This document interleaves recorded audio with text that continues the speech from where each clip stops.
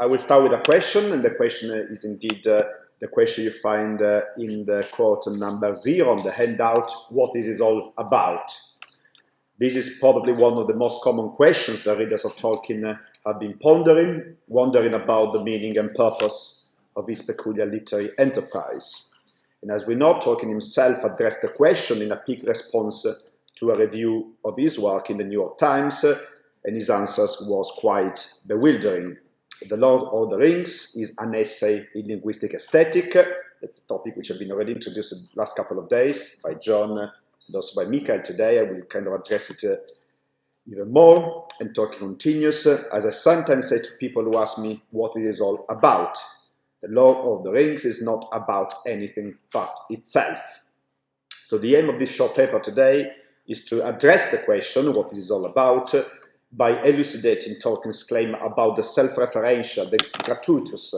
I will use the word gratuitous, even if, I mean, it's in the OED, is found, the definition is found there, but I will use the word gratuitous as a sort of synonym of being about anything but itself. So we try to elucidate this claim about the gratuitous linguistic aesthetic nature of his literary work, and also introduce some of the implications as regards his vision of the mystery of literary creation, which is also known as subcreation. My journey will begin from within Tolkien's secondary world, that is the internal world of Middle-earth, primarily considered on its own right, rather than as a vehicle for theoretical contents, number 1 on the handout. As you remember, in a crucial stage of the adventure, the Fellowship of the Ring travels through the dark fastness of the mines of Moria. In a moment of particular uncertainty, Aragorn addresses his companions with words of comfort. Do not be afraid. Gandalf will not go astray. He will lead us out again at whatever cost to himself. He is sure of finding the way home in a blind night than the cats of Queen Beruthiel. Who is Queen Beruthiel? And what about her cats? These are apparently questions without answer.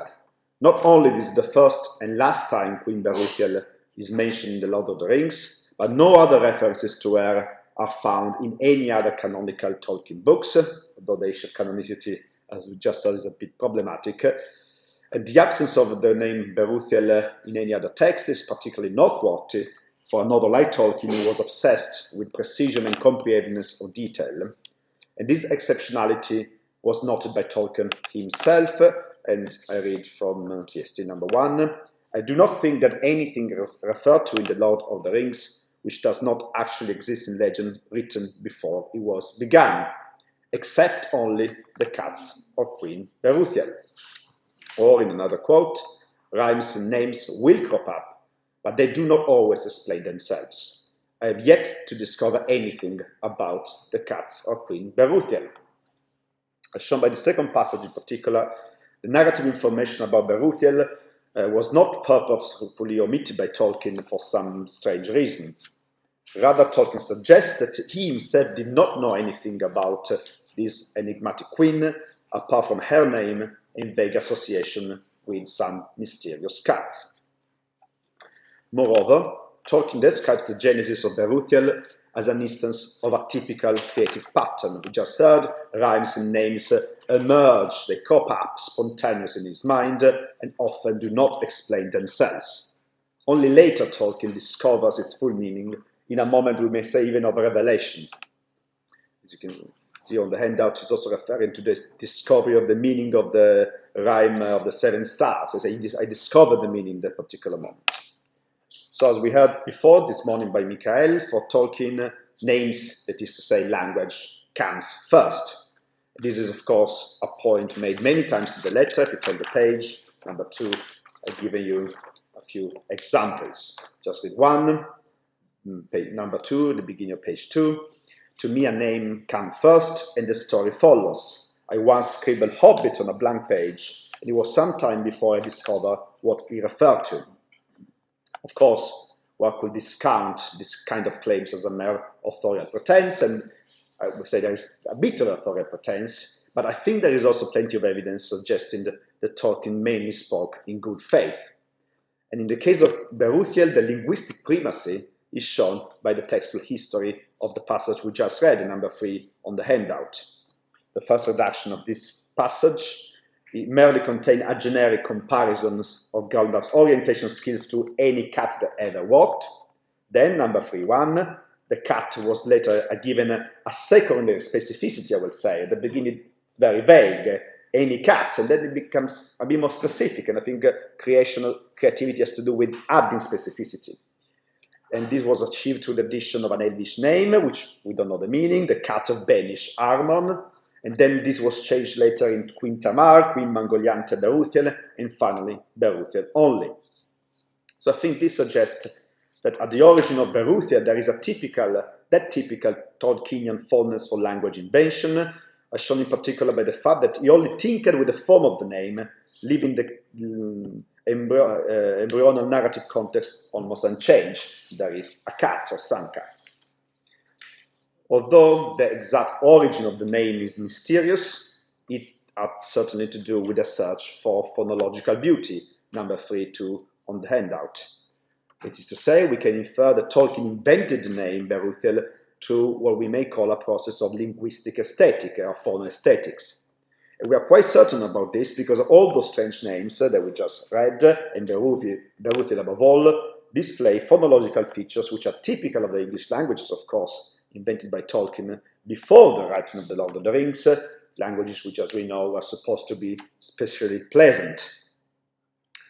This personal, self-referential, even gratuitous linguistic aesthetic, and we heard about it today again, is, however, only the starting point, 3.3.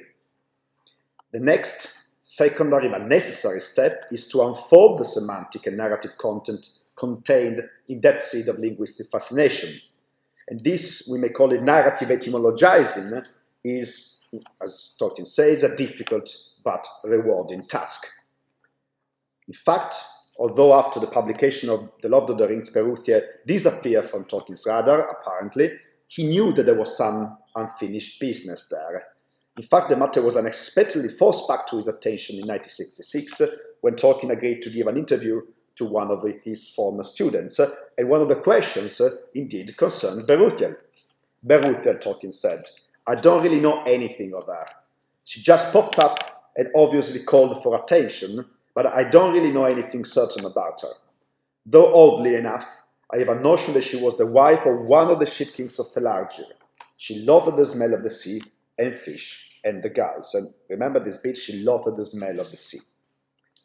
I think the language used in this passage is revealing, as well even the logical flow. Tolkien still professes at the beginning a complete ignorance about Beruthiel, and yet this gradually transforms into an uncertainty, and then a notion and a guess, while Tolkien begins to unfold the seed into a proper narrative, which is still very fragmentary. And not also how Tolkien describes her genesis with an aura of mystery. Beruthiel popped up, and Tolkien all did enough know something about her queen. There is something mysterious. There is a bit of a mystery. So, if you turn the page, number 4, what I've described so far with the case of Beruthiel is just one case study within a sea of Tolkienian narratives which can be traced back to a serendipitous linguistic intuition, mysterious and gratuitous at first, with no clear function, and only later explained and unfolded into a narrative. We already heard about the case of the word hobbit, which is of course very important, but there are many others. And in fact, I think that this part of composition, at least according to Tolkien, should be applied to the whole of his literary enterprise, which, as we heard, is fundamentally linguistic in inspiration. I don't have a lot of time, so we'll just focus on another very important example, number 5 on the handout, which is the case already mentioned by John yesterday, that is to say, the name Eärendil. The name Eärendil, even before the character Eärendil, but the name Eärendil was encountered by Tolkien in 1914, John correct me if I'm wrong, while he was pursuing his interest in Anglo-Saxon. As again John was saying yesterday, his encounter with Eärendil can be really considered the foundation stone, the igniting spark of all Tolkien's mythology. And in fact, just in the case of Beruthiel, Tolkien's fascination with Eärendil was first of all purely aesthetic, and as he will later record in Notion Club papers. Number 5, Hail Eärendil, brightest of angels, above the Middle Earth sent unto men. When I came across that citation in the dictionary, I felt a curious thrill, as if something had stirred in me, half wakened from sleep. There was something very remote and strange and beautiful behind those words, if I could grasp it, far beyond ancient English. And no more now, of course, the quotation comes from the Christ, though exactly what the author meant is not so certain, so there's still an uncertainty in there. So we see here, I think, some other key features of Tolkien's creative method, which includes the pure linguistic aesthetic fascination of a name first and the uncertainty of the meaning. The meaning is not clear at the beginning. Tolkien, as we know, will refer to that seminal encounter many times in his text, and I gave you another example, number 5. But there is an important point to make, moving to number 6. Just as with the name Garuthiel, Tolkien's aesthetic fascination for Eärendil set in motion an heuristic process. That was not the end. It was not just a static contemplation. I like the name and that's it. This fascination set out, as I say again, a heuristic process. He wanted to find out the meaning of the name, what was behind it. And number 6.1, for a professional philologist like Tolkien, the first step of this heuristic will be a scientific analysis of the term within its primary Anglo-Saxon context. That's basically what it does in the quote I put here, number 6.1. But, that's very Tolkienian, this scientific primary exegesis is just the beginning of the journey. And in fact, for him, develops into what I will call an artistic or sub-creative heuristic, moved by the desire to discover the true meaning of that experience of pure aesthetic fascination through a creative process, number 6.2 on the handout. We know, in fact, that that momentous encounter led Tolkien to write first a poem about Eärendil, which he completed apparently in September 1914. And if John has more view on this, I would be very happy to hear. But I think it's really around 24th of September 1914. As we heard yesterday, Tolkien gave the poem to read it to his friend G.B. Smith, admitting that he did not yet know what it was really about and promising to try to find out. And I do agree with John that it is not an exaggeration to say that all that followed was a fulfillment of the promise made to G.B. Smith many years ago. That early poem about Eärendil was still not consciously part of the legendarium, but was, if you want, the beginning of what I called this creative heuristic.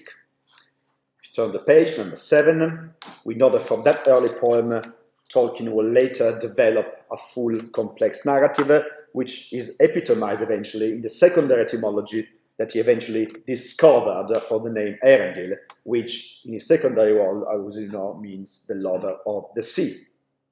As we all know, Eärendil is in fact a restless character, iconically struck by the longing for the sea.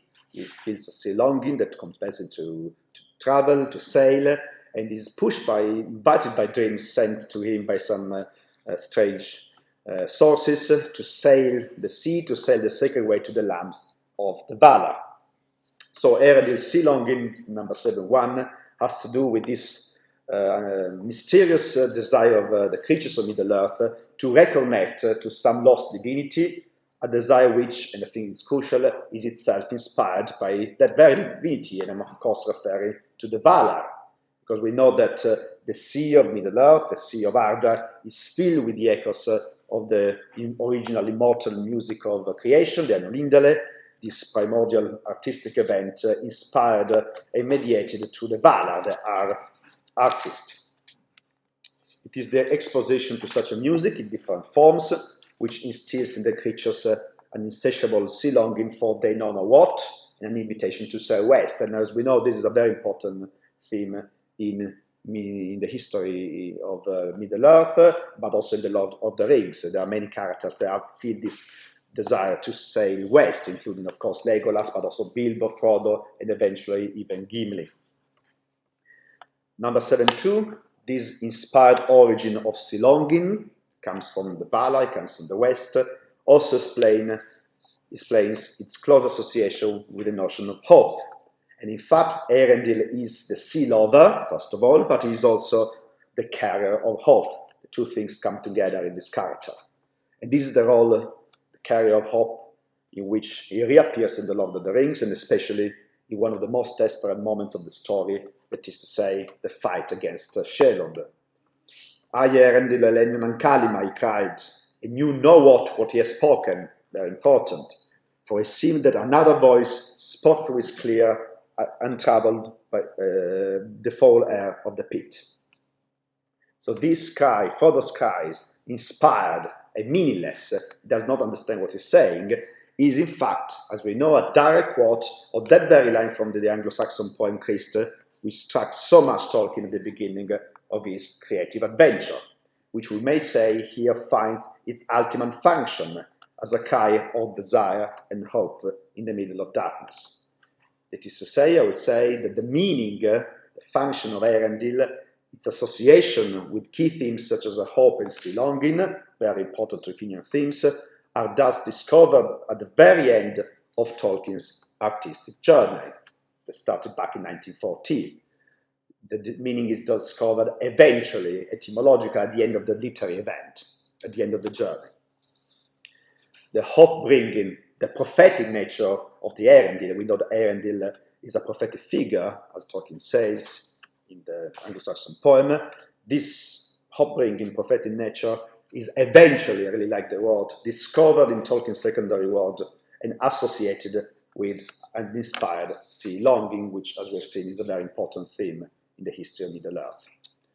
This association between hope, sea longing, and the prophetic identity of Erendil, I think, is essential, and I think has momentous implication with the decision of Tolkien, a committed Christian, to write a pre-Christian tale addressed to a post-Christian world.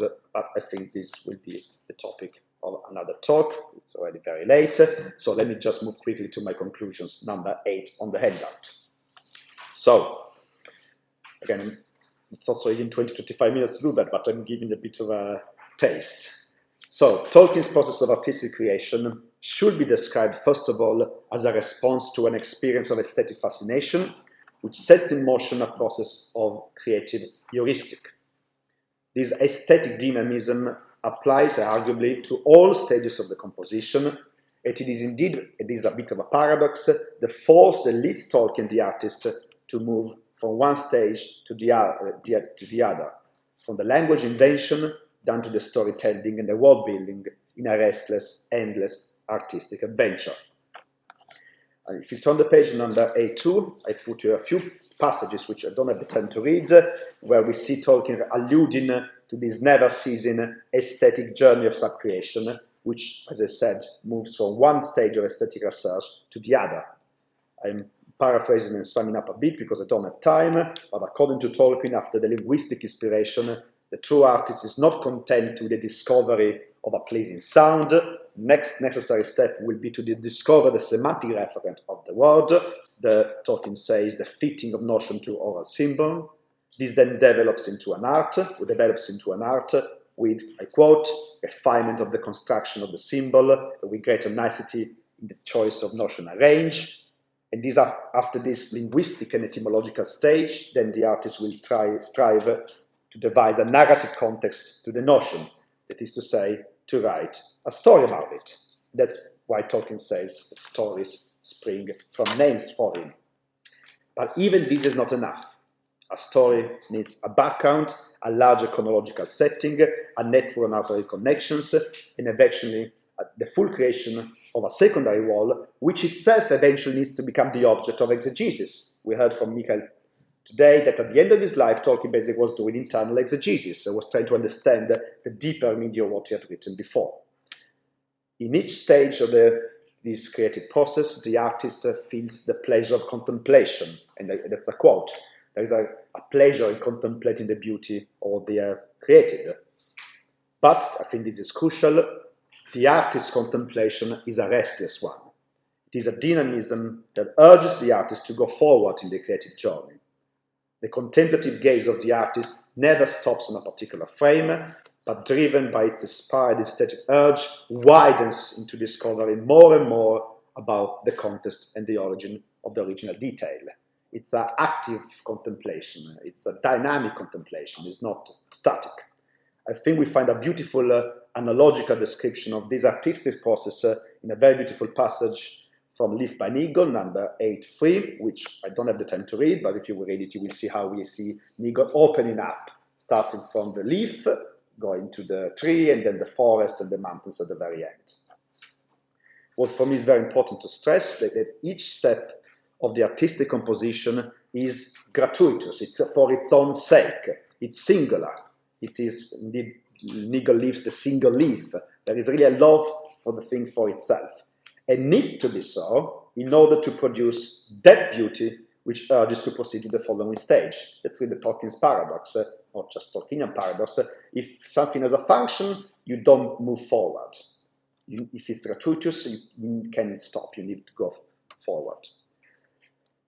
Each step of the journey towards a deeper meaning is in fact discovered. That's why the notion of discovery is so important.